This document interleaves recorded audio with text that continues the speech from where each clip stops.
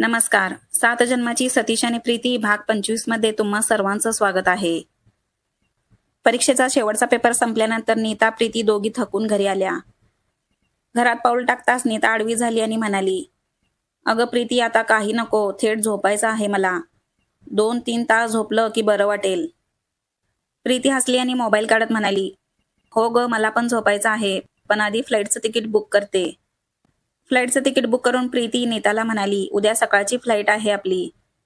नीता पटकन म्हणाली, "काय, सकाळची फ्लाईट? म्हणजे अजून लवकर उठावं लागेल."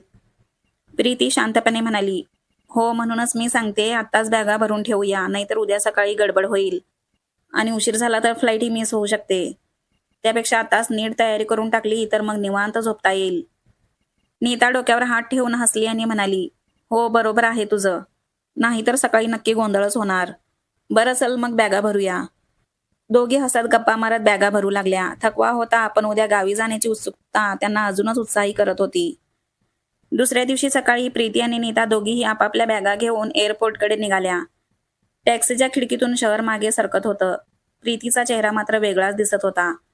इतक्या दिवसांनी घरी जाणार म्हणून डोळ्यात आनंदही होता आणि कॉलेजमधल्या आठवणींनी मन जरा भरून आलं होतं. एअरपोर्टवर पोहोचल्यावर सुरक्षा तपासणी, बोर्डिंग सगळं झालं. दोघीही फ्लाईटमध्ये बसल्या. टेक ऑफ झाल्यावर प्रीतीने खिडकीतून बाहेर पाहिलं.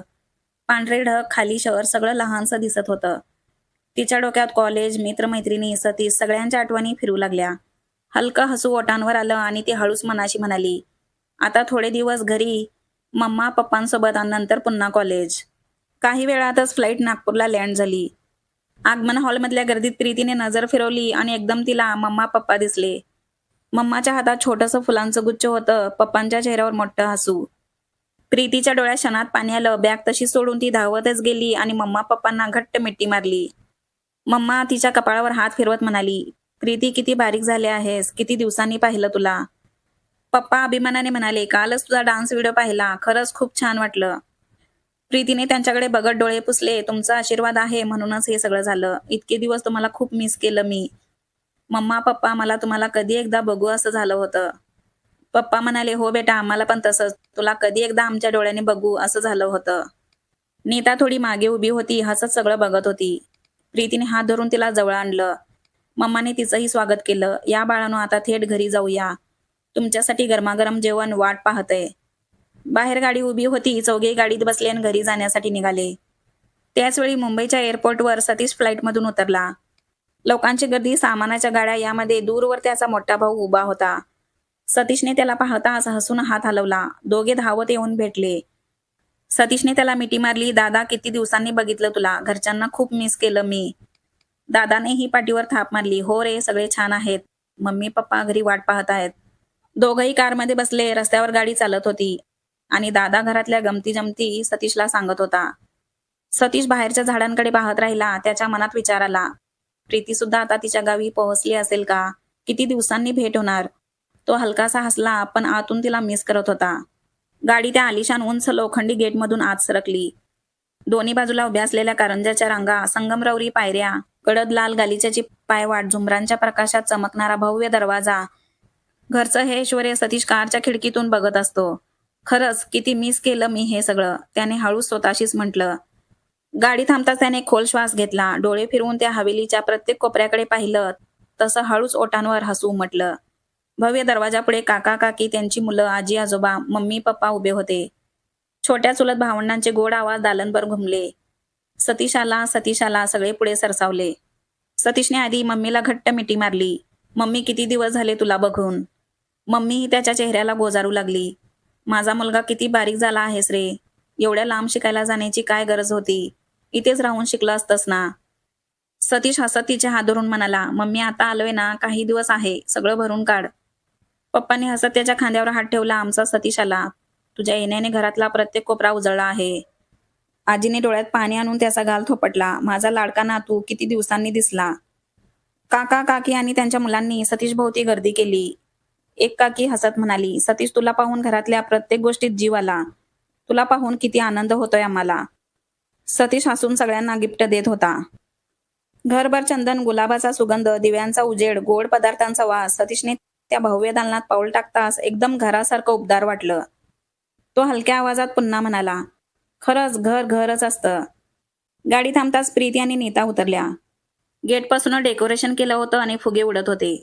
प्रीतीने हसत नीताला म्हटलं, माझ्या दादांनी नक्कीच माझ्यासाठी काहीतरी सरप्राईज प्लॅन केलंय असं दिसतंय. अचानक दार उघडलं आणि हातून वेलकम होम प्रीती असा मोठा आवाज झाला. फुगे उडाले, कागदी पट्ट्या तिच्या अंगावर पसरल्या. मोठा भाऊ हातात छोटंसं गिफ्ट घेऊन उभा होता. त्याच्या चेहऱ्यावर मोठं हसू होतं. दादा, कशाला एवढं केलंस, कशाला एवढा त्रास घेतलास, असं म्हणतच प्रीती त्याच्याकडे गेली. तो तिला मिठी मारत म्हणाला, अगं माझी लाडकी बहीण इतक्या दिवसांनी घरी आली, मग तिला थोडं स्पेशल फील झालं पाहिजे ना. प्रीती हसली, तू अजून तसाच आहेस, मला खुश करायचं म्हणून काहीही करशील. दादा थट्टेने म्हणाला, हो तुझ्यासाठी काही पण. दादाने नीताकडे पाहिलं, अरे नीता, तुझं पण स्वागत आहे. आमच्या घरात तू ही स्पेशल गेस्ट आहेस. नीता हसून म्हणाली, वा, मला पण वेलकम मिळालं. दोघे बहीण भाऊ गप्पा मारत हसत खिदळत उभे होते. मम्मा पप्पा थोडे बाजूलाच उभे होते. त्यांच्या डोळ्यात नकळत पाणी आलं. किती दिवसांनी त्यांनी आपल्या मुलांना असं प्रेमाने मस्तीने बोलताना पाहिलं होतं. मम्मा हलक्या आवाजात पप्पांना म्हणाली, बघा ना, किती मोठी झाली तरी अजूनही लहानपणासारखीच मस्ती करतात. पप्पांनी हसत डोळे पुसले. हो ना, आपली मुलं असंच गोड राहोत. आपल्या मुलांच्या अशा हसण्या दंग्यानेच आपलं घर घर वाढतं. तेवढ्यात मम्मा पुढे येत प्रेमाने म्हणाली, देव करो भाऊ बहिणीचं हे हसणं, हे प्रेम आयुष्यभर असंच टिकून राहू दे. पप्पांनी हसत जोड दिली. आता आपलं घर खऱ्या अर्थाने गजबजून गेलं आहे. प्रीतीने दोघांकडे पाहून हात जोडले. मम्मा पप्पा, खरंच खूप मिस केलं होतं मी हे सगळं. दादाने हसत तिच्या खांद्यावर हात ठेवला. आता आलीस ना, मग या घरात पुन्हा जुनी ऊब आली. मम्मा पप्पा त्यांच्या दोघांकडे पाहत होते. त्यांच्या चेहऱ्यावर आनंद, डोळ्यात पाणी, पण मनात समाधान होतं. कितीही मोठं घर असो, पण घरातला हा आपलेपणा, हा आशा, हा गजबजाट त्यांच्यासाठी सगळ्यात मोठं सुख होतं. सतीश जेवायला बसला. डायनिंग टेबलवर मम्मीने त्याच्यासाठी खास बनवलेले पदार्थ होते. गरमागरम फुलके, पनीरची भाजी, डाळ भात, कोशिंबीर, गोड आमरस. याच्या सुगंधानेच त्याच्या मनाला शांती मिळाली. मम्मीने स्वतः त्याला ताटात वाढत हळूच म्हटलं, 6 महिन्यांनी तुला पाहिलं आहे सतीश. आधीमधी 1-2 दिवसासाठी का येत नाहीस? किती बारीक झाला आहेस तू. स्वतःकडे लक्षच देत नाहीस. फक्त अभ्यास अभ्यास करत बसतोस असं दिसतंय. सतीश हसून तिच्याकडे पाहत म्हणाला, मम्मी खरं सांगतो, तुझ्या हातच्या जेवणाची खूप आठवण यायची मला. पण काय करू, नाईलाज असतो. 1-2 दिवस इथे आलो तर मग परत तिकडे जाणं होणारच नाही. तुम्हाला सगळ्यांना सोडून परत तिकडे जाणं थोडं कठीण जाईल मला. म्हणून 6 महिन्यांनी एकदा आलेलंच बरं आहे. तो थोडा थांबून खोडकरपणे म्हणाला, आणि मग अजून फक्त 2.5च वर्ष आहेत मम्मी. मग कायमचा इथेच आहे. मग मला किती प्रेम करायचं आहे तेवढं कर. मम्मीच्या चेहऱ्यावर हसू आलं, पण डोळ्यात थोडं पाणीही होतं. ती पुन्हा त्याला भाजी वाढत म्हणाली, बस आता पोटभर जेव, तुला बघूनच समाधान वाटतं मला. सतीशने हसत फुलक्याचा तुकडा घेतला आणि मनोमन विचार केला, खरंच घरचं मम्मीचं प्रेम हे वेगळंच असतं. प्रीतीच्या घरी जेवण झाल्यावर सगळे हॉलमध्ये आले. सोप्यावर सगळे निवांत बसून गप्पा मारत होते. घरातला माहोल अगदी हसरा आणि हलका फुलका झाला होता. तेवढ्यात प्रीती हसत म्हणाली, दादा मला सांग ना, मला वहिनी कधी आणणार आहेस? आम्हाला वहिनीला भेटायला अजून किती दिवस वाट बघावी लागेल? तिचं बोलणं ऐकून सगळे हसू लागले.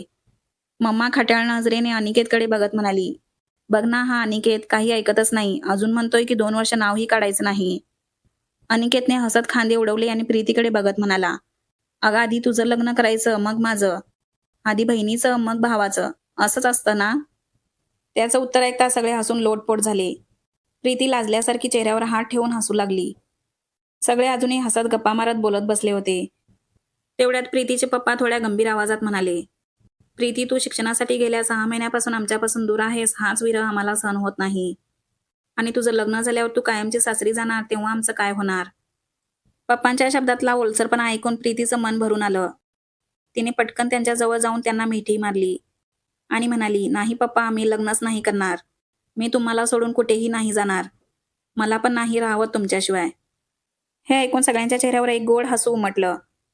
तेव्हा मम्मा हळुवारपणे म्हणाली, बेटा, लग्न करावंच लागतं. आम्हालाही तू सुखाने संसार करताना बघायचा आहे. तुझं हसतमुख आयुष्य बघणं ही आमची इच्छा आहे.